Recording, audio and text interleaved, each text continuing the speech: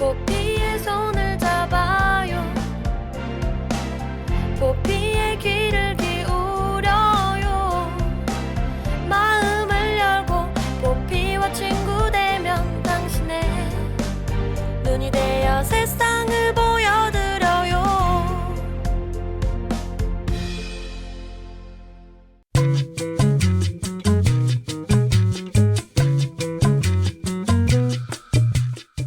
술자리의 단골 메뉴인 삼겹살의 소주는 많은 이들의 사랑을 받고 있지만 건강에는 좋지 않다는 거 잘 알려져 있죠.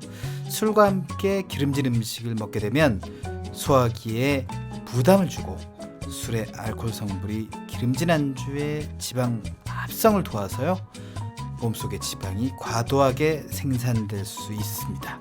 그렇다면 소주에는 어떤 안주가 좋을까요? 바로 소주 안주 베스트는 과일 안주와 조개탕이라고 합니다.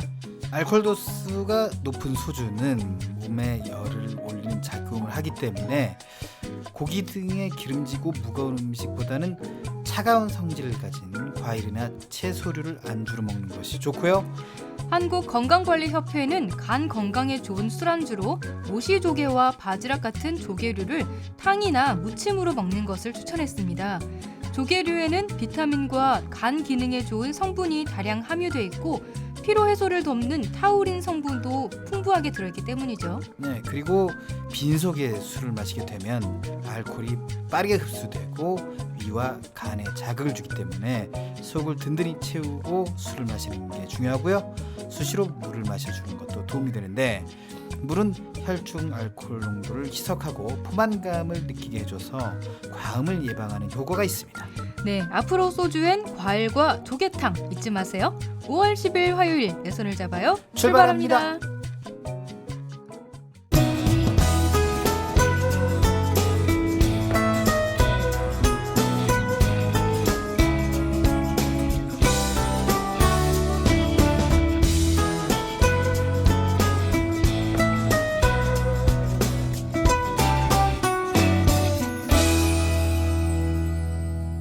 안녕하세요. 내 손을 잡아 진행의 권순철입니다. 네, 안녕하세요. 홍옥희입니다. 네, 과일이나 채소 잊지 마세요. 네, 오늘 오프닝은 순철 씨가 쓴 건가요, 이거?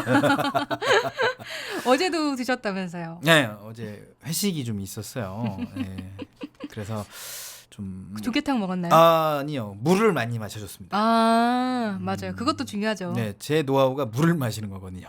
작가님이 이걸 어떻게 아시고?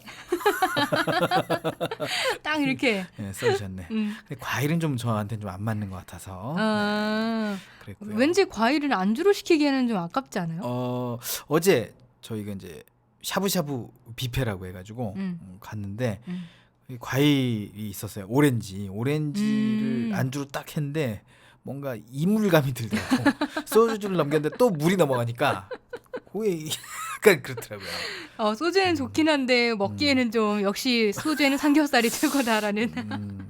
어쨌든 그렇습니다. 뭐 네. 낮에 술 얘기 많이 하면 또 걸릴 수 있기 때문에. 네. 어쨌든 술을 건강하게 즐기기 위해서는 안주가 중요합니다. 이렇게 네. 뭘 먹든 안주가 중요하니까요. 네. 여러분들의 건강을 지키기 위해서는 과일이나 채소류가 좋다. 소주를 마실 때 네. 이런 거예요. 그리고 순철 씨의 노하우는 물을 마셔라 그렇습니다. 였습니다. 그렇습니다. 조개탕도 좋고요. 네. 자, 속을 그리고 든든히 채워줘야 돼요. 네. 그래야지 술자리에 오래 있을 수 있다. 예. 이것도 기억해 두시고요. 네, 그럼 권순철, 홍옥희와 함께하는 내 손을 잡아요. 오늘의 코너를 소개해드립니다. 네, 요즘 선정적이고 폭력적인 인터넷 개인 방송이 청소년들에게 미칠 영향이 우려되는 상황인데요. 그에 대한 대책이 마련됐습니다.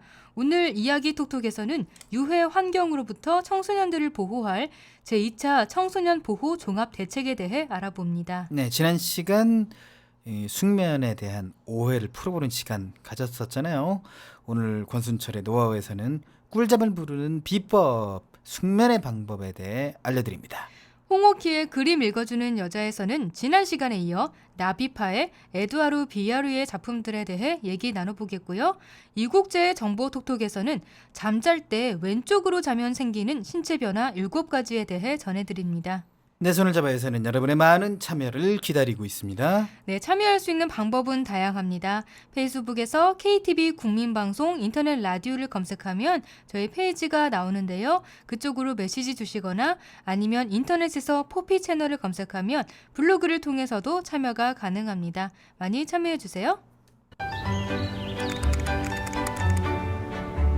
17년 만에 노사정 대타협이 이루어졌습니다. 하지만 일자리를 찾는 많은 사람들이 대타협의 실천을 애타게 기다리고 있습니다.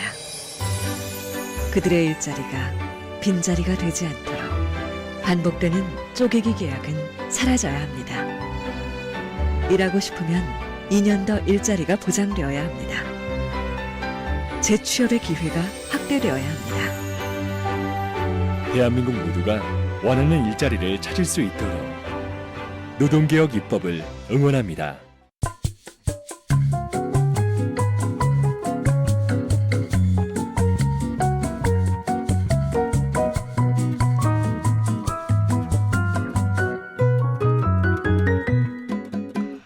순철 씨 그 풍선 받는 방송 아시죠? 네, 알죠. 네. 저도 해봤고 많은 사람들한테 이거 봐라 이렇게 얘기한 적도 있고 알죠, 당연히.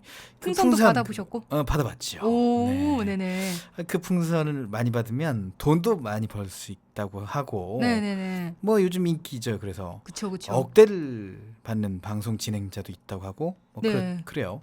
네, 그렇지만 그 풍선을 받기 위해서 인터넷 개인 방송 서비스에서 욕설을 하거나 폭력적이고 선정적인 방송을 해서 지금 큰 문제가 되고 있잖아요. 그렇죠. 네. 특히 이런 인터넷 개인 방송 서비스를 청소년들이 즐겨 이용하고 있어서 우려가 좀 되는데 뭐 우려 많이 돼요, 그죠? 네, 그래서 인터넷 개인 방송이나 동영상 유통 사이트 등 신종 매체에 대해 관계기관 합동으로 집중 모니터링을 실시하는 내용을 포함해서 제2차 청소년 보호 종합 대책을 확정했는데요.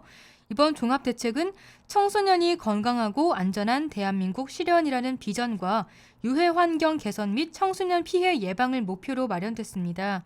이를 위해 모니터링과 제도 정비로 유해 환경 노출을 차단하고 예방 교육과 캠페인을 확대해서 청소년 대응 능력을 높이고 피해 청소년을 체계적으로 발굴하고 구제 서비스를 강화하는 등 세계 정책 유형을 바탕으로 28개 세부 중점 과제를 구성했습니다. 네, 그렇군요. 이번 대책이 나오게 된 데는 아무래도 갈수록 수위를 더해가는 인터넷 개인 방송의 영향력 네. 이런 것 때문이겠죠? 네, 맞습니다. 방송통신심의위원회는 지난해 처음으로 부적절한 개인 방송에 대해 시정 조치를 내렸지만 최근엔 더 자극적인 개인 방송이 빠르게 늘고 있는 추세인데요. 방심위에 따르면 지난해 부적절한 방송으로 시정 조치를 받은 인터넷 개인 방송 동영상 수는 총 73건인데요. 유형별로는 도박이 44건, 성매매나 음란 관련 정보가 12건, 기타 욕설이나 장애인 비하가 17건이었습니다. 장애인 비하 이거는 오키 씨도 제 페이스북을 좀 보면 네. 알 수 있었던. 네, 그때 그런 좀 거였어요. 기자회견도 하고 그랬었죠. 네, 그렇습니다.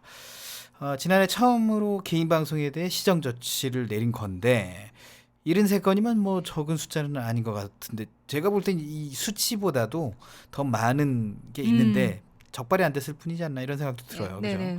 구체적인 대책이 그래서 필요할 것 같기도 합니다. 네. 어떻게 마련됐나요? 네, 이번 대책에 따르면 여성가족부는 방송통신심의위원회와 경찰청 등 관계기관과 합동으로 이달 중부터 청소년들이 자주 이용하는 인터넷 개인 방송과 동영상 유통 사이트 등을 집중 모니터링할 예정인데요.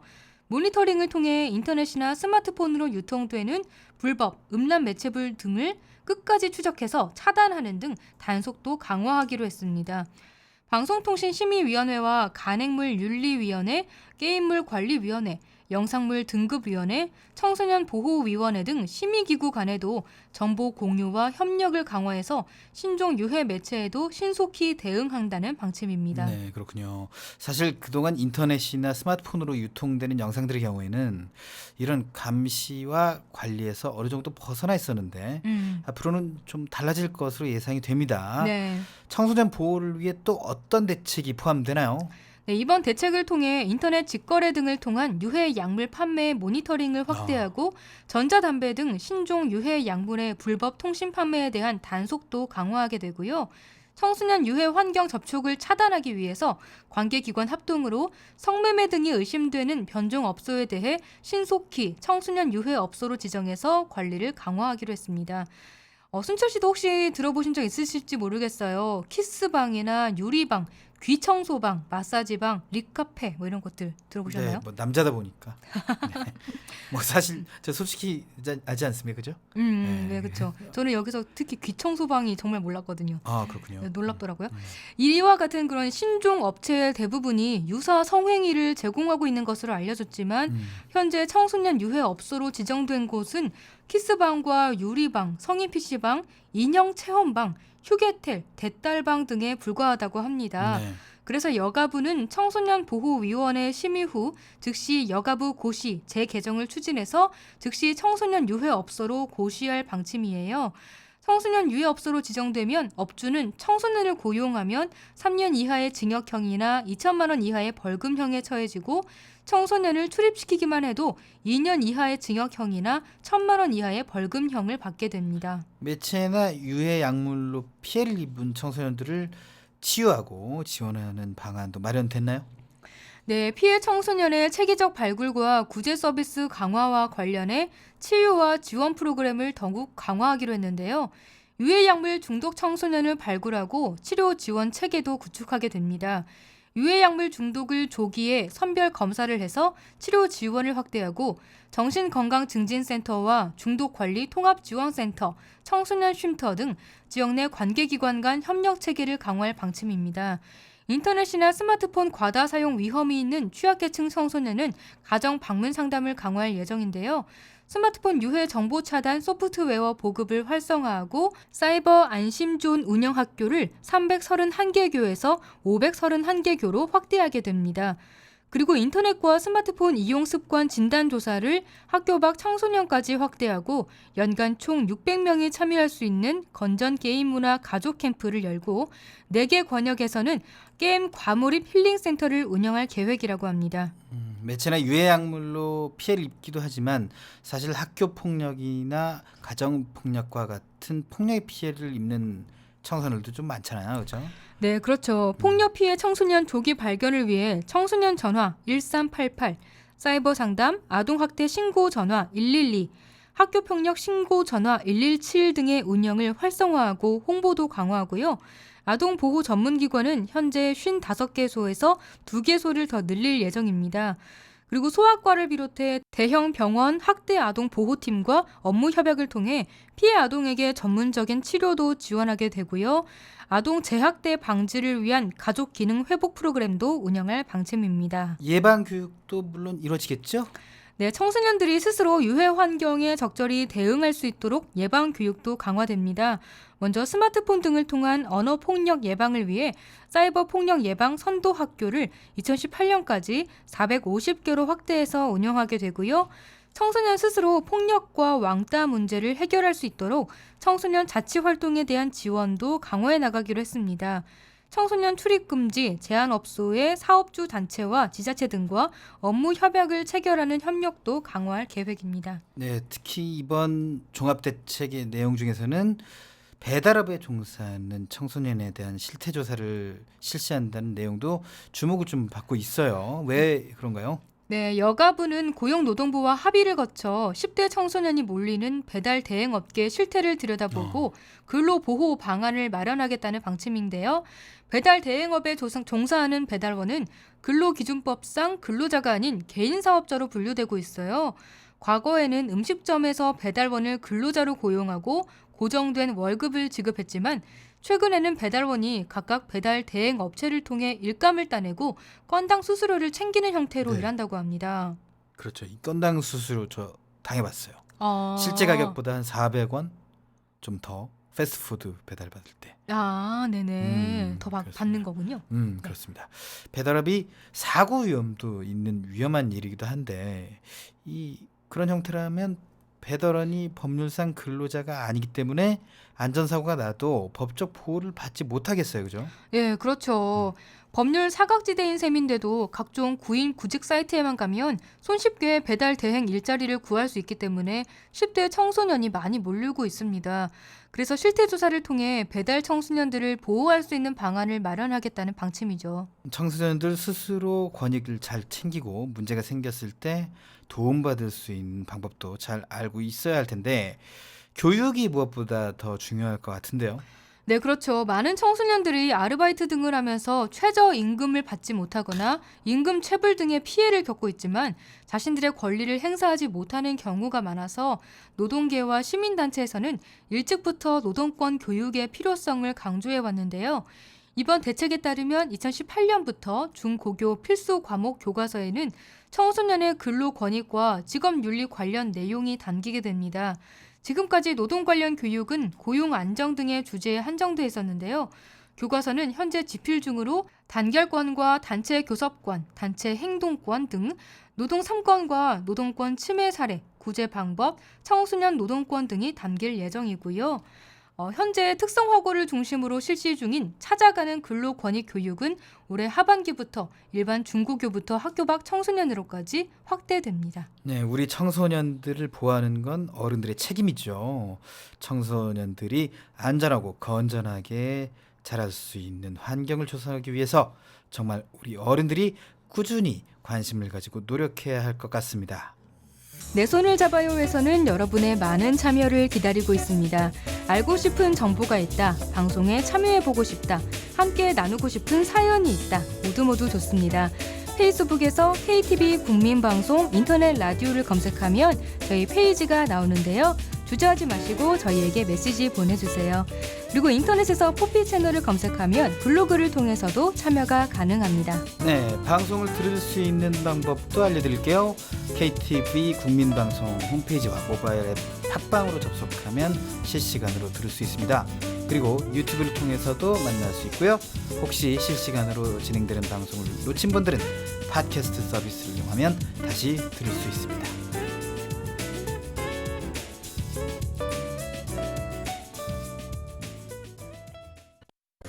청년은 꿈꿉니다. 패션 디자이너가 되고 싶다고, 요리사가 되겠다고,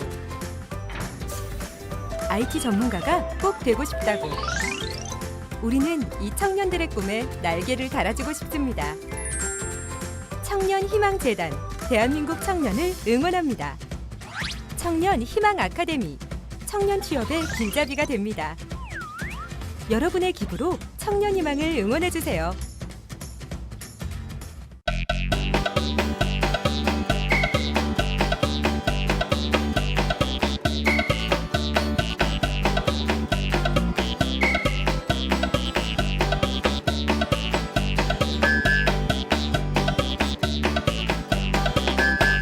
여러분은 지금 KTV 포피 채널 내 손을 잡아요를 청취하고 계십니다. 네, 이번 시간은 뭘까요? 권순철의 노하우입니다. 그렇죠? 네, 우리가 지난 시간에는 숙면에 대해 알아보는 시간을 가졌었는데요. 오늘은 숙면할 수 있는 방법에 대해 소개해 주신다고 하셨잖아요. 네. 네, 사실 좀 잠이 안 오는 게 정말 괴로운 일이거든요. 아, 그렇죠. 근데 또 요즘 불면증을 겪고 있는 사람들이 많아지고 있기 때문에 더 큰 문제죠. 불면증 가진 분들에게 최면을 걸면서 레드선 이러면서 레드선 이 소리가 그럼 잠이 잘 수 있는 잠에 건가요? 잘 수 있으면 얼마나 좋겠습니다. 아. 아까. 아, 그런 얘기군요. 네네. 네. 아, 그렇지만 그렇게는 안 되더라고요. 네네. 자, 국민건강보험공단에 따르면 지난해 수면장애로 이 병원을 찾은 환자는 45만 5천여 명으로 최근 5년 동안 57% 이상 증가했다고 해요. 이 불면증은 연령과 성별을 가리지 않고 고르게 나타나고 있지만 여성과 노인층에서 좀 더 두드러지게 나타난다고 하고요. 단순히 며칠에서 1, 2주 동안 잠을 못 이루는 단기 불면증에서 몇 주나 몇 개월, 길게는 몇 년 이상 지속되는 만성 불면증이 되는 경우도 흔하다고 합니다. 네. 건강하고 활기찬 일상을 위해서는 몸에 좋은 음식을 먹는 것만큼이나 휴식이 또 중요한데요. 네. 그렇다면 불면증에 걸리게 되는 이유가 뭘까요? 아무래도 스트레스일 것 같긴 한데. 그렇죠. 불면증이란 잠들기가 힘들거나 잠은 쉽게 들지만 깊은 잠을 자지 못하는 걸로 구분할 수 있는데요. 보통은 이 두 가지가 함께 나타나는 경우가 흔하다고 해요. 기간에 따라 크게 2주 이내의 기간 동안 잠을 못 자는 일과성 불면증과 오랜 기간 동안 잠을 못 자는 만성 불면증이 있는데, 일과성 불면증인 경우는 시험을 앞두고 있거나 어려운 일이 생겼을 때 일시적으로 스트레스를 많이 받는 상황 등이 원인이 된다고 하고요. 지속적으로 불면을 호소하는 사람들의 경우는 수면을 방해하는 카페인이나 갑상선 호르몬, 항고혈압제 등의 약물 복용이 원인일 수 있고, 정서장애나 우울증, 불안증 등도 주된 원인이 될 수 있다고 합니다. 네, 그렇다면 불면증 없는 숙면을 위해서 피해야 할 것들이 많을 것 같은데요. 우선 카페인이 잠을 방해한다는 거는 아주 잘 알려져 있는 사실이죠. 그렇죠. 카페인이 잠에 방해가 되는 건 지극히 평범한 상식인데요. 카페인 성분에 예민할 경우가 있지 않습니까? 이 경우에는 점심 식사 이후부터 카페인 섭취를 조절해야 하는데요. 와, 이렇게 오랫동안요? 네. 신체가 신진대사를 통해 카페인을 처리하는데 오랜 시간이 걸리기 때문이라고 해요. 네. 경우에 따라서는 오후 4시경에 마신 한 잔의 커피가 잠을 방해할 수 있고, 잠에 들더라도 깊은 수면을 취할 수 없게 만들기도 한다고 하니까요. 숙면에 어려움을 겪고 있다면 카페인 섭취를 줄이는 게 가장 먼저 해야 할 일이죠. 네. 그리고 왠지 술도 안 좋을 것 같아요. 네, 맞습니다. 이 보통 술을 먹어야 잠을 잘 잔다, 이런 속설이 있는데 그건 틀린 속설이죠. 음주량이 과할 경우에는 깊이 잠들지 못해서 수면의 질이 떨어진다는 것이 전문가들의 공통된 견해고요. 알코올 성분이 목 안쪽의 근육을 이완시켜서 코골이를 유발하기도 하는데, 이것 또한 수면 방해 요소가 되죠. 그리고 저와 오키 씨가 좋아하는 그것 있습니다. 그거. 밤에 많이 먹는 거? 그렇습니다. 이게 잠 못 자게 할 것 같아요, 왠지. 그렇습니다. 야식. 이 많은 의학 전문가들은 잠자리에 들기 1시간 전에는 음식을 섭취하지 말라고 권고하고 있는데요. 특히 기름지고 소화가 잘 안 되는 음식은 피해야 해요. 근데 야식은 대부분 다 그렇죠. 네. 이 밤 사이에 이 위가 쉴 새 없이 움직이게 되면 숙면에 방해가 되기 때문인데, 맵거나 너무 신 음식도 속쓰림을 유발하니까 좋지 않고요. 도저히 배고파서 잠이 안 온다면 시리얼이나 크래커, 치즈 등을 간단히 먹는 게 좋다고 합니다. 이 잠들기 전 TV를 보면서 간식을 먹는 습관은 꼭 고치셔야 된다는 거예요. 제가 어떻게 생활하는지 다 보시나 봐요. CCTV로. 어떻게 아셨지? CC 라디오가 있어요. 그렇군요. 네, 고치도록 하겠습니다. 네. 그리고 또 꿀잠을 자기 위해서 어떤 것들을 피해야 할까요? 네, 잠들기 전에는 전자제품을 사용하지 않는 게 좋은데요. 빛 자체가 잠을 방해하고 신체 리듬을 깨뜨리게 돼요.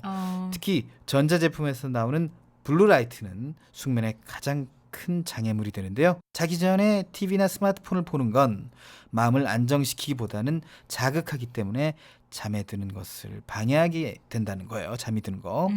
그리고 자기 전에 운동을 하는 것도 숙면을 방해합니다.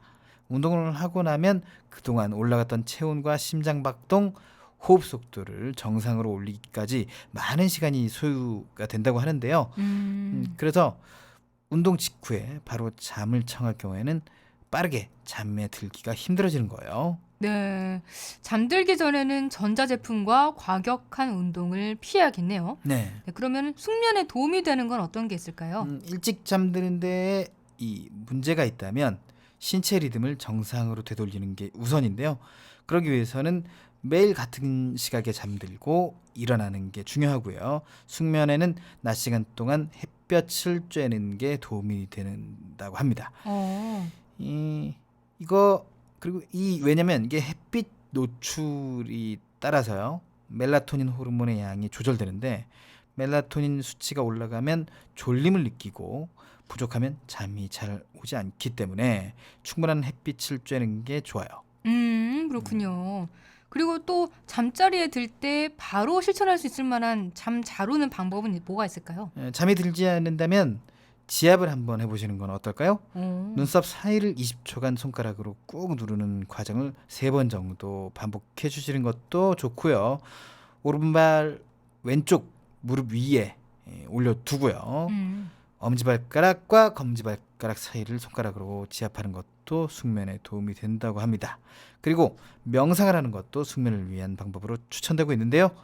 명상을 통해 편안하고 즐거운 곳에 있는 모습을 상상하는 거예요. 그러면 좀 더 편안해지고 잠에 쉽게 빠져들 수 있겠죠? 네, 지압과 명상 확실히 숙면에 도움이 될 것 같은데요. 그리고 또 한여름 빼고 수면 양말을 애용하는 것도 도움이 될 것 같아요. 네, 너무 더우면 또 잠이 안 오니까요. 네, 그러니까 한여름은 안 되겠고. 그래요. 발을 따뜻하게 해주는 것도 숙면에 큰 도움이 되는데요. 전문가들은 18도에서 22도가 잠들기에 최적의 온도라고 보고 있습니다. 하지만 손발이 시리는 건 숙면에 방해가 되는데요. 손발이 차가우면 혈관이 수축돼서 잠들기가 어렵게 만든다고 합니다. 그래서 수면 양말 등을 신어서 발을 따뜻하게 하는 것도 숙면에 도움이 되는 방법이에요. 네. 그리고 또 잠을 잘 오게 하는 식품들이 있는 걸로 알고 있거든요. 어떤 게 있을까요? 불면증 치료에 도움이 되는 대표적인 식품으로는 바나나와 우유가 있습니다. 바나나 맛 우유 이런 거 안 됩니다. 네, 그건 안 되고요. 그거 안 되고 바나나와 우유예요.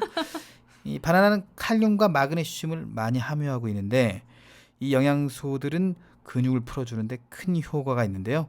그리고 바나나가 함유하고 있는 트립토판이라는 물질은 체내의 세로토닌과 멜라토닌을 활성화시켜서 좀 더 편안한 휴식과 수면을 할 수 있도록 도와준다고 해요. 그리고 우유는 굉장히 많은 양의 트립토판을 함유하고 있는데 거기다가 칼슘도 많이 함유하고 있어서 멜라토닌 생성을 촉진시켜줘요. 그래서 잠이 잘 오지 않을 때는 따뜻한 우유 한 잔을 권하는 거죠. 네. 오키 씨처럼 이제 라떼를 먹는 게 아니라 그냥 따뜻한 우유를 먹는 거예요. 네, 그냥 순수한 우유. 네, 그렇습니다. 바나나 우유도 아니고 그냥 그렇습니다. 순수한 우유. 네. 그 불면증 치유에 도움이 되는 식품 중에 또 의외의 식품들이 있다는데요. 의외의 식품 그런 게 있습니다. 이게 뭐냐면 오키 씨 혹시 그 체리에도 멜라토닌이 많이 함유되어 있는 거 알고 계세요? 오, 이건 진짜 의외의 식품인데요. 전혀 몰랐어요. 네, 체리. 이 체리에도 멜라토닌이 함유되어 있어서 숙면에 도움을 주는 식품이고요. 녹차도 도움이 됩니다. 녹차에는 카페인이 들어있는데요. 흔히 그렇게 생각하죠. 네. 녹차에 함유된 카페인 때문에 많은 사람들이 녹차가 불면증을 일으킬 수 있다고 생각하는데 녹차에 있는 카페인의 양은 커피의 4분의 1도 되지 않는 수준이고 녹차는 잠드는 것을 도와주는 아미노산의 일종인 테아닌을 함유를 하고 있는데 이 녹차에 들어있는 카테킨이나 테아닌 등의 이 다른 성분들이 상호작용을 일으키면서 오히려 마음을 가라앉히는 작용을 하기 때문에 걱정할 필요가 없다고 합니다. 네, 카페인은 훨씬 적은데 잠을 도와주는 더 많은 다른 성분들이 있다. 그렇습니다. 이런 얘기죠. 네, 이렇게 오늘 알려드린 숙면의 방법으로 잠이 오지 않는 괴로운 밤 보내지 마시고 꿀잠 자고 활기찬 하루 보내시길 바랄게요. 내 손을 잡아요에서는 여러분의 많은 참여를 기다리고 있습니다.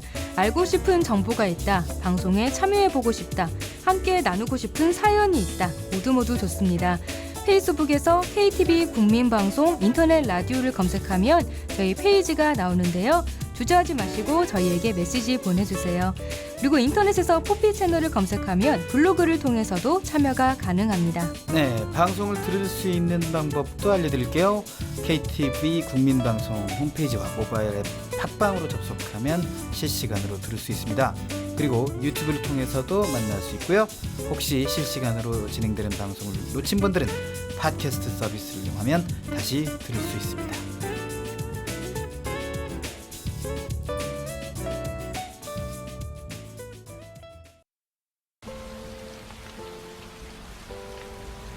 몇 년 전 집안에 강도가 들어 끔찍한 경험을 한 A씨. 그때의 충격으로 밤마다 악몽을 꾸고 대인 기피, 공황장애까지 겪고 있습니다.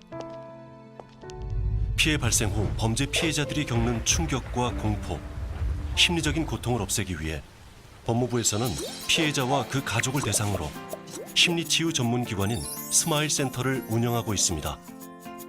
스마일센터는 범죄 피해 전문 심리치유기관으로 피해자들이 심리적 안정을 찾고 일상생활로의 복귀를 도울 수 있도록 장기적인 심리치료는 물론 법률 지원 및 임시 거처까지 제공하고 있습니다. 스마일센터 이용 방법은 범죄 피해자 지원센터 또는 검찰청, 경찰서에 지원 의뢰하거나 피해자 본인의 직접 신청도 가능합니다. 2010년 서울을 시작으로 부산, 인천 등 총 6개 지역에 설치된 스마일센터는 2019년까지 전국 18개 주요 지역으로 확대 설치할 예정입니다. 범죄 피해자가 겪는 아픔은 우리 사회가 함께 돕고 치유해 나가야 할 상처입니다.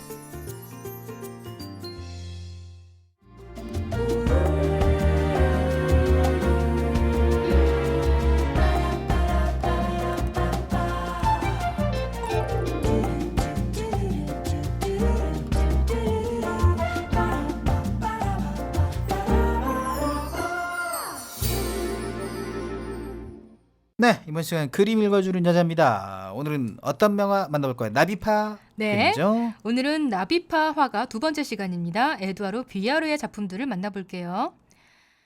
네, 오늘 두 번째 시간입니다. 어제 한 내용이지만 나비파가 뭔지 다시 한번 말해드려야겠죠? 네. 음.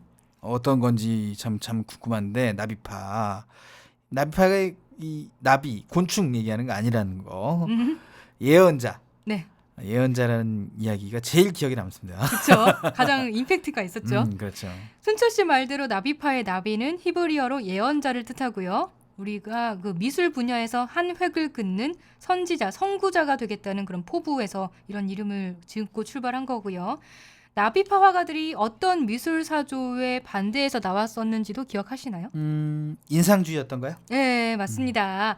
인상주의는 일상적인 소재로 그림을 그렸고 빛에 의한 순간적인 색채의 변화를 담아내면서 자연을 눈에 보이는 대로 그리고자 했던 미술인데요. 나비파는 현실 감각에 치중하는 인상주의 대신 상징주의 그림을 통해서 화가의 주관적인 감정과 생각, 해석에 주목하게 됩니다. 그래서 나비파의 그림은 어딘가 신비롭게 느껴지는 건데요. 그리고 나비파 형성에 가장 큰 영감을 준 화가가 있었죠. 네, 알고 있습니다. 이거 칠해. 이거 칠하면 돼. 이거 대충 다 푸른색 칠하고 바로 고갱이죠. 실제로 그렇게 말했는지 모르겠지만 네. 아무튼 고갱은 회화는 평면에 불과하며 더 이상 사실적 세계를 그리는 것이 아니다라고 생각한 화가였어요. 그래서 그가 그린 평면적인 그림, 그리고 단순하고 순수한 색채의 사용 등이 나비파 화가들에게 큰 영향을 미쳤습니다. 그래서 나비파는 이 세 가지만 기억하면 될 것 같아요. 예언자, 반인상주의, 그리고 고갱이요. 그래.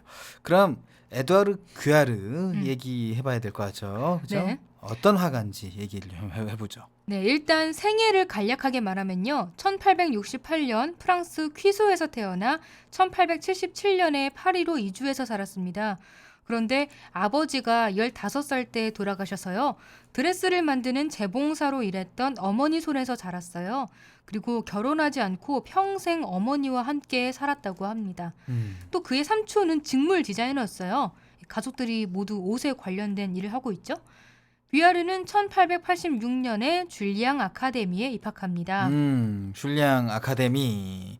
어제도 나왔던 학교. 네, 맞죠? 맞아요. 네. 폴 세리제. 네. 다녔던 학교. 폴 세리지에가 다녔던 미술 학교였죠. 비아르는 이 학교에서 피에르 보나르를 알게 됐고요. 그와 함께 폴 세리지에와 함께 그리고 나비파의 일원이 됩니다.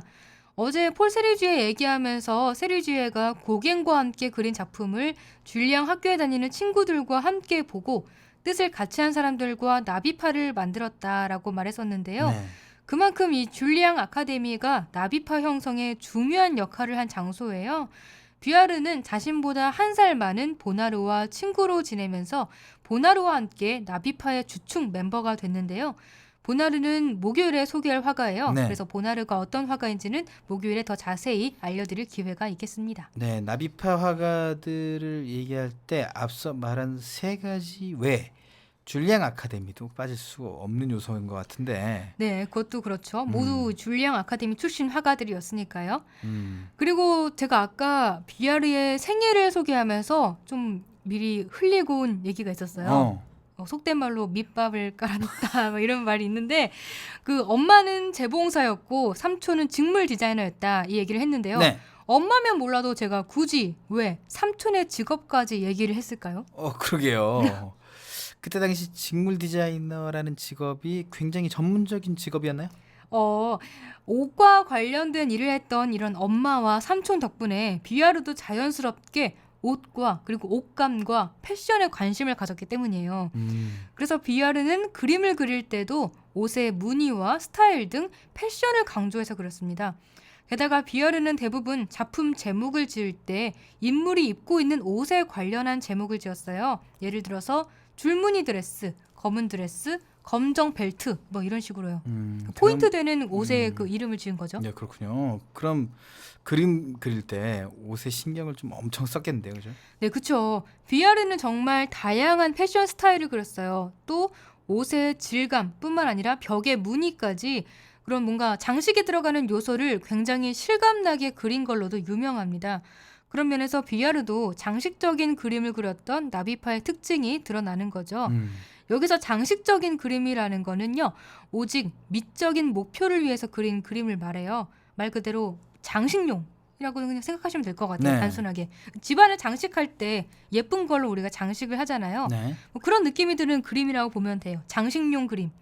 비아르의 그림을 보면 벽에 꽃무늬 그리고 옷의 무늬 등이 엄청 공을 들여서 세심하게 그려져 있어서요. 만화나 일러스트 같은 느낌도 들 정도입니다. 그런데 이렇게 옷을 공을 들이는 만큼 상대적으로 인물의 개성이나 표정 등은 잘 두드러지지가 않아요. 그래서 비아르의 그림을 보면 인물의 얼굴은 대부분 눈, 코, 입도 잘 그려지지가 않았습니다. 그래서 의상 디자이너들이 컨셉을 잡을 때 인물은 대충 쓱쓱 그리고 옷 디자인을 세세하게 그린 것 같은 그런 컨셉 디자인 같은 분위기도 나와요. 또 비아르가 좋아하는 그림 방식은 다른 모든 요소를 대략 그리고 옷의 무늬, 장식, 색깔 그리고 디테일한 라인만 강조하는 거예요. 그래요. 또 어떤 특징이 좀 있는지 좀 알려주세요. 네, 비아르가 옷의 무늬뿐만 아니라 벽의 무늬까지 정교하게 그렸다고 했잖아요. 네. 비아르는 실내에서 일어나는 일상적인 모습을 주로 소재로 삼아서 그렸어요. 이런 일상적인 일을 소재로 그림을 그리는 거를 장르화라고 하는데요. 17세기 네덜란드 화가들이 주로 장르화를 그렸거든요. 그래서 비아르는 네덜란드의 사실주의 전통을 혁신적이고 근대적으로 해석했다는 평가도 받았습니다. 그래서 비아르를 앵티미즘의 대표 화가로 여겨요. 앵티미즘이라 네. 생소한 단어군요. 네, 앵티미즘은 친근한, 친밀한이라는 뜻의 프랑스어 앵팀에서 파생된 말이에요. 일상적인 광경과 가정 내의 정경, 그리고 어머니와 자녀의 모습 등을 그려서 그런 뭔가 가정적인 친밀함이 느껴지는 회화를 말하고요. 이런 그림을 그리는 화가를 앵티미스트라고 부릅니다. 비아르가 평생 어머니와 함께 살았다고 했잖아요. 네. 그래서 비아르의 그림에서도 어머니가 자주 등장하고 있어요. 비아르의 어머니는 행복했을 것 같아요. 당연히 뭐 아들이랑 사이도 좀 좋았을 것 같고요. 네, 서로 아주 돈독한 모자지간이었을 것 같죠. 그리고 또 아들이 자기를 소재로 그림을 그려주니까 행복했을 것 같긴 한데 결혼을 안 한 게 부모 입장에서는 약간 좀 속상할 수 있겠다 싶어요. 그럼 이제 비아르의 작품을 본격적으로 소개해 볼까요? 에두아르 비아르는 줄리앙 아카데미에서 미술을 배우면서 동료 화가 피에르 보나르와 함께 나비파의 주축 멤버가 됩니다. 그는 15살 때 아버지를 여의고 드레스 재봉사였던 어머니와 평생을 함께 살았습니다. 또 그의 삼촌은 직물 디자이너였습니다. 이런 환경 탓에 그는 어려서부터 직물에 대한 지식과 관심이 남다를 수 있었습니다. 그의 작품에서 인물은 눈, 코, 입이 대략적으로 그려져 표정이나 개성이 느껴지지 않습니다. 반면 비아르는 옷의 무늬와 질감, 그리고 벽의 문양까지 장식적인 요소를 세세하게 그렸습니다. 그래서 여느 나비파 화가들처럼 비아르의 작품에서도 다른 세계에 있는 듯한 신비로운 분위기가 느껴집니다. 뷰야르는 앵티미즘의 대표 화가로 여겨집니다. 앵티미즘이란 일상적인 생활과 가정의 정경, 어머니와 자녀의 모습 등을 그려서 가정적인 친밀함이 느껴지는 회화를 말합니다. 1891년 그린 침대를 보면 같이 잠에 빠져들 것만 같은 평온함이 느껴집니다. 코끝까지 이불을 덮고 침대에 몸을 푹 누인 채 고요하게 잠든 인물을 보면 그 숨소리까지도 들릴 듯합니다. 같은 해인 1891년 그린 꽃무늬 드레스는 옷의 무늬에 집중하는 뷰야르만의 특징이 잘 드러납니다. 나비파에 영감을 준 고갱처럼 평면적인 구도에 단순하고 선명한 느낌의 색을 사용했고, 여기에 뷰야르만의 특징인 옷의 꽃무늬 패턴을 세심하게 그려 미적 감각이 느껴집니다. 이 작품은 그의 어머니와 누이가 작업실에서 옷을 수선하는 일상적인 장면을 담은 것입니다. 그러나 인물의 표정이 없어 옷의 무늬에 더 시선이 집중되고 있습니다. 1898년작 바에 앉아있는 여인도 옷의 화려한 무늬가 먼저 눈에 들어옵니다. 고개를 돌리고 어딘가를 응시하는 여인의 표정은 보이지 않습니다. 은은하게 빛나는 흰색 목도리와 풍성한 드레스의 느낌을 더 강조해서 그렇습니다. 1895년 그린 질그릇 항아리를 보면 질그릇 항아리의 느낌과 벽의 무늬까지 세세하게 살려서 그렸습니다. 인물은 마치 벽과 하나 된 것처럼 색의 구분이 뚜렷하지 않고 입체적이지도 않습니다. 그래서 인물보다는 벽의 느낌, 질감 등을 강조해서 그렸다는 걸 알 수 있습니다. 인물을 중심에 두지 않고 단지 주변 전경과 조화를 이루는 하나의 요소로 두면서 아름다운 장식적인 요소가 두드러집니다. 1891년 그린 초록색 실내 작품은 거의 형광색으로 보일 듯 쨍한 색감으로 실내의 정경을 표현했습니다. 무언가에 열중하고 있으나 표정은 알 수 없는 창문 앞의 인물보다 커튼의 화려한 무늬에 먼저 시선이 갑니다. 뷰야르가 그림을 그렸을 때는 건물 외관보다 실내가 사람들의 보금자리로 인식되던 시기였습니다. 따라서 이 작품에서 보이는 커튼 무늬 등 실내 디자인이 디자인의 한 요소로 자리 잡았습니다. 뷰야르는 이렇게 평면적인 구도의 옷의 무늬나 벽의 문양 등을 집중해서 그렸습니다. 그래서 나비파 화가의 특징 중 하나인 장식적인 요소가 강하게 드러납니다. 일상적인 가정생활을 소재로 한 그의 작품에서는 언제나 신비롭고 평온한 분위기가 느껴집니다. 네, 같은 나비파 화가라도 이 저마다 개성적인 특징이 있어요, 그죠? 네, 그쵸. 어제 소개한 세리지에는 인물을 우울하게 표현해서 신비로운 분위기를 자아내는 게 특징이었는데요. 뷰야르는 일상생활의 평범한 모습을 그려서 고요하면서도 신비로운 분위기를 내고 있었습니다. 목요일에 소개할 화가는요, 뷰야르의 친구인 피에르 보나르인데요. 이 화가는 또 어떤 특징을 지닌 나비파 화가인지 기대해 주시고요. 오늘은 나비파 화가 에두아르 뷰야르의 작품 세계를 살펴봤습니다. 네, 청취자 여러분도 듣고 싶은 작품이 있으시다면 페이스북 KTV 국민방송 인터넷 라디오 페이지나 저희 블로그에 남겨주시면 되니까요. 언제든지 그림 읽어주는 여자의 문을 두드려 주시기 바랍니다. 수업하면 제가 하고 싶은 것도 할 수 있고 또 제 공간도 마련할 수 있을 줄 알았는데 제 뜻대로 되지 않더라고요. 제가 출근 시간이 2시간 정도 걸리는데요. 버스도 타고 지하철도 2번 정도 갈아타다 보니까 힘들죠. 야근도 많고 그래서 몸적으로나 정신적으로 힘들더라고요. 그래서 회사 주변으로 집을 알아보기 시작했어요. 하지만 사회초년생이었던 소연 씨에게 내 집 마련은 쉬운 일이 아니었죠. 부동산 시세를 알아보니까 제 월급에는 감당이 안 되겠더라고요. 어떡하나 하는 생각 중에 인터넷에 행복주택 공고를 보게 되었어요. 도심지에 위치해 편리한 대중교통과 최대 6년 동안 저렴한 월세로 거주가 가능해 기존 임대주택의 패러다임을 바꾼 행복주택. 생각보다 너무 좋더라고요. 깔끔하고 또 제 공간도 마련되는 것 같아서. 회사에서도 가깝고 월세도 저렴하니까 아끼는 시간과 돈으로 제 미래에 투자할 거예요. 앞으로 행복주택에 사는 삶이 기대돼요.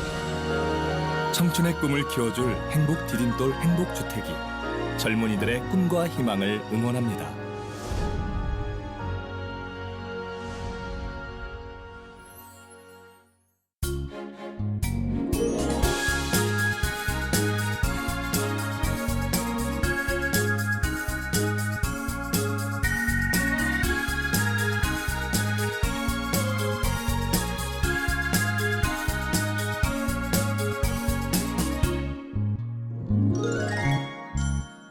네, 이번 시간은 이국제 정보 톡톡입니다. 생활 속 유용한 정보에 대해 소개해드리는데요. 오늘은 어떤 정보가 기다리고 있죠? 네, 오늘 알려드리는 내용이 숙면에도 도움이 될 것 같아요. 제가 실컷 얘기해드렸지 않습니까? 네. 자, 잠을 잘 때 자세도 좀 중요하잖아요. 오늘은 잠잘 때 왼쪽으로 자면 생기는 신체 변화 7가지입니다. 이국제의 정보 톡톡. 여러분 실생활에 도움될 만한 알찬 정보를 소개해드리는 정보 톡톡. 오늘은 조금 색다른 정보를 들고 왔습니다. 오늘 말씀드릴 내용은 바로 잠잘 때 왼쪽으로 자면 생기는 신체 변화 7가지라는 건데요. 우리가 잠을 자는 모습은 정말 다양하죠. 똑바로 누워서 자는 사람, 엎드려서 자는 사람, 옆으로 누워서 자는 사람 등등. 그런데 그 중에서 옆으로 누워서 자는 것, 그것도 반드시 왼쪽으로 누워서 자는 것이 건강에 유리하다는 내용입니다. 흥미롭습니다. 한번 들어보시죠. 잠이 보약이라는 말이 있듯이 충분한 수면은 몸에 활력을 주고 정신적으로 건강한 상태를 유지합니다. 그리고 건강을 지키기 위해서는 적정한 수면 시간만큼이나 중요한 것이 올바른 수면 자세인데요. 왼쪽 방향으로 누워 자는 것이 건강에 어떻게 좋은 영향을 미칠 수 있는지 알아볼까요? 왼쪽으로 자면 당신의 몸에 생기는 놀라운 신체 변화 7가지를 소개합니다. 첫째, 속쓰림, 더부룩함 등의 증상을 완화합니다. 생물 시간에 배우나요? 아무튼 어릴 때 우리 몸의 위가 어떻게 생겼는지 그림으로 봤던 기억들이 있으시죠? 위의 모습과 위치 때문에 우리가 잘 때 왼쪽으로 누우면 위산이 식도로 역류되는 현상을 방지해 준다는 겁니다. 따라서 속쓰림 완화와 소화불량 개선에 도움이 되겠죠. 반면에 반대 방향인 오른쪽으로 누워서 자면 식도 괄약근이 이완돼서 속쓰림을 더 악화시킨다고 하는군요. 둘째, 코 고는 것을 방지합니다. 폐쇄성 수면 무호흡증이 발생하는 경우에 왼쪽으로 자세를 비틀어 누우면 아래턱이 처지는 것을 방지해주기 때문에 코가 골아지는 것을 줄일 수 있다고 합니다. 셋째, 소화력을 향상시켜줍니다. 왼쪽으로 누워서 자면 옆구리와 복부를 자극시켜서 장 기능이 개선되고 소화력이 증진된다고 하네요. 아울러 내장기관에 쌓인 노폐물을 배출시켜서 변비 개선에도 탁월한 효과를 누릴 수 있다고 합니다. 넷째, 심장 질환을 예방합니다. 심장은 인체의 가장 중요한 장기인데요. 왼쪽으로 누워서 잘 경우에는 심장을 원활하게 박동시켜서 전신에 피를 공급하는 데 더 좋다고 합니다. 왼쪽으로 자는 자세가 심장에 제일 좋다는 말이죠. 그리고 이런 자세로 인해서 혈액순환이 잘 된다면 당연히 숙면에도 도움이 되겠죠. 다섯째, 태아에 좋은 영향을 미친다고 합니다. 임신부일 경우에 왼쪽 방향으로 누워서 자면 태반에 연결된 탯줄의 혈액순환이 더 원활해진답니다. 반면 오른쪽으로 누워 자는 경우에는 태아에게 산소와 영양분을 공급하는 데 방해가 된다고 하네요. 결론적으로 태아의 건강을 위해서는 임신부가 왼쪽 방향으로 자는 게 좋겠습니다. 여섯째, 기억력을 높일 수 있습니다. 왼쪽으로 누워 자는 자세가 순환계의 발달에 도움을 주고 지능 발달과 기억력을 높이는 효과가 있다고 합니다. 또 정맥혈의 역류를 방지해서 혈액순환을 향상시킨다고 합니다.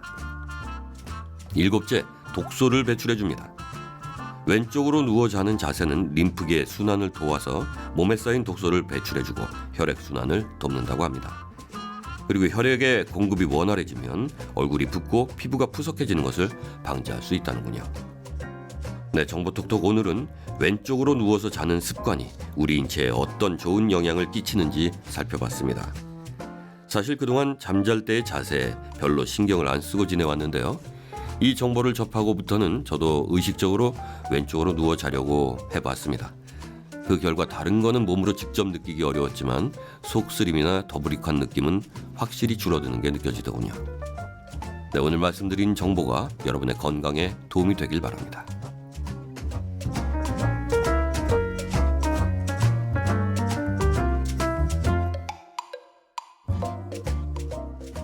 네. 자, 잠을 왼쪽으로 누워서 잤을 때 우리 전문 용어로는 측와위라고 합니다. 오, 되게 전문가 같았어요. 네. 똑바로 누는 건 앙와위라고 하죠. 그럼 오른쪽은 측와위, 우측와위, 좌측와위 이런 거죠. 네네. 엎드리는 것을 복와위라고 합니다. 아, 그렇군요. 네네. 네. 자, 근데 이제 왼쪽으로 누워서 잤을 때 왼쪽 측와위가 됐을 때 이 여러 가지 효과가 있다. 네. 이런 거예요. 7가지나 되는데, 자, 첫째로 속쓰림, 더부룩함 등의 증상을 완화하고요. 둘째, 코 고는 것을 방지합니다. 셋째, 소화력을 향상시켜 주고요. 넷째, 심장 질환을 예방합니다. 다섯째, 태아에 좋은 영향을 미친다고 하고, 여섯째, 기억력을 높일 수 있습니다. 일곱째는 독소를 배출해서 이 몸에 독소를 빼주는 그 역할을 하는 거죠. 네, 방향도 중요하네요. 네네네. 그렇습니다. 순철 씨는 잘 때 그럼 어떻게 주무세요? 저는 그 똑바로 누워죠. 아, 똑바로 누워서. 네. 잠이 잘 안 들 땐 옆으로 눕는데 네. 대부분 이제 전 정말 졸리면 그냥 자버리거든요. 똑바로 누워서 자고 자세도 잘 안 바뀌는 것 같아요. 그럼 아침에 일어날 때도 그 똑바른 자세로 있어요? 그렇습니다. 그래요. 잠버릇은 잘 모르겠네요. 제가 코를 많이 보는 걸로 알려져 있는데 제가 인지하지 못하니까. 그쵸. 네. 막 굴러다니긴 했었어요. 어렸을 때. 근데 지금은 1인용 침대이기 때문에 굴러가면 떨어지지 않겠습니까? 네. 자기 몸을 이렇게 자, 오키 씨는 뭐 네. 잠버릇 알려진 거 있습니까? 아유, 저는 뭐 일을 간다고 했는데 부모님이 그래서 걱정을 좀 하셨는데 지금도 제가 일을 가는지는 모르겠어요. 저는 안 가는 것 같거든요. 저는 잘 모르겠지만. 모릅니다. 네, 아무튼 저는 그리고 저는 내키는 대로 자거든요. 오른쪽, 왼쪽. 근데 거의 주로 오른쪽으로 누워서 자는 것 같아요. 근데 오늘은 이 방송 이후에는 좀 이렇게 오늘은 왼쪽으로 잡을까 이렇게 좀 신경 써서 잡아야 될 것 같아요. 오늘은 왼쪽, 내일은 오른쪽. 네. 보통 생각하기에는 그 왼쪽이 심장이 있는 부위이기 때문에 왼쪽으로 누워서 자면 뭔가 심장이 눌려서 압박감이 느껴져서 안 좋을 것 같은데 오히려 왼쪽이 더 좋다고 하니까 저는 좀 신기하더라고요. 약간의 압박은 좋은 거죠. 그러니까 강력한 압박. 예를 들어 엎드려서 잘 경우에는 좀 문제가 그거는 생길 진짜. 수 있습니다. 네네네. 네, 허리가 안 좋아질 수도 있고요. 엎드려서 자는 게 허리가 네. 안 좋아질 수가 네네네. 있어요? 엎드려서 오래 자세를 취하면 허리가 계속 경직이 돼 있기 때문에 안 좋을 수 있습니다. 그래요. 네, 그래요. 아무튼 왼쪽 방향으로 자는 게 좋다는 거, 7가지의 효과가 있다는 거 오늘 이국제 정보 톡톡에서 알려드렸어요. 네, 5월 10일 화요일 내 손을 잡아요. 저희가 준비한 소식은 여기까지고요. 목요일의 남자 이창훈이 한 주를 쉬고 다시 찾아옵니다. 오키 씨는 되게 창훈 씨하고 방송하는 게 즐거운가 봐요. 아, 왜요? 아니 더 웃는 것 같아요. 저도 많이 웃겨주는데 오늘 좀 노력하신 것 같아요. 네, 오늘은 더 노력하세요. 저를 웃기기 위해서. 오키 씨 웃기는 건 쉽습니다. 굉장히 네. 쉽고요. 자, 목요일에도 내 손을 잡아 이어지니까요. 여러분들의 많은 청취 부탁드리고요. 지금까지 진행의 권순철, 홍옥희였습니다. 청취자 여러분 고맙습니다.